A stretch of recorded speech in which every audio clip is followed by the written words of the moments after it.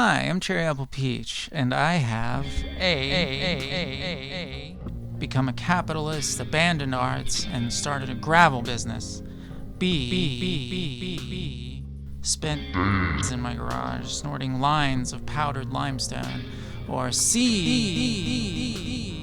been teaching myself to sculpt limestone with a hammer and chisel, like Michelangelo, like I have always wanted to do. It's been bothering me for a while that I can feel my body slowly disintegrating while I stand at my easel all day.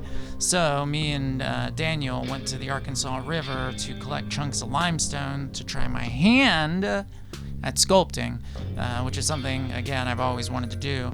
Also, while maintaining my body, this sort of exercise will ideally produce finished pieces of work, which I always need more of. The first two rocks we brought back proved to not be limestone. I think one was sandstone and the other one was chert. I tried to sculpt them anyway, even though the chert, it was throwing sparks every time I struck it. Thankfully, I failed before they had a chance to destroy my respiratory system. I knocked the fingers right off of it. I subsequently learned how to accurately identify limestone and snagged several genuine pieces to work with, again from the Arkansas River. Pro tip, if you expose a fresh bit of the stone and pour vinegar onto it, it will start to fizz if it is in fact limestone. As far as my tools, I used to be a welder, so I've been using a few flat-faced metalworking chisels I had on hand. A lot of my metalworking tools and skills have come in handy. For example, I was able to make the rest of the chisel types I needed, like claws and picks, from a plate of scrap high-grade stainless steel, just using an angle grinder. And of course, my mallets were all from the same. The process of sculpting has felt surprisingly intuitive for me.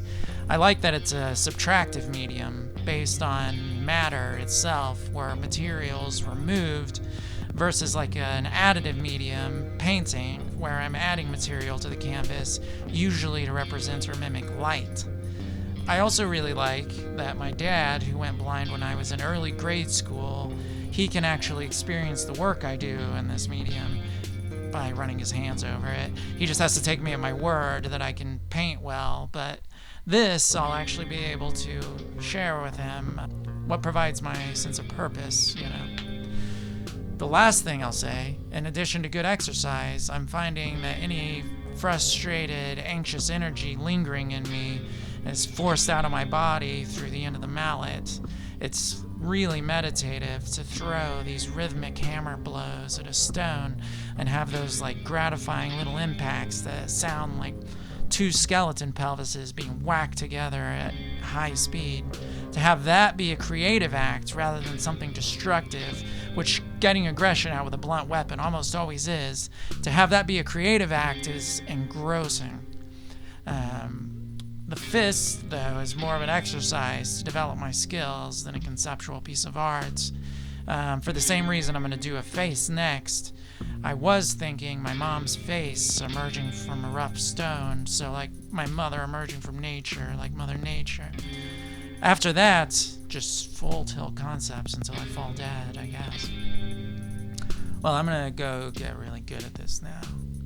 I hope you have a great day. Bye-bye.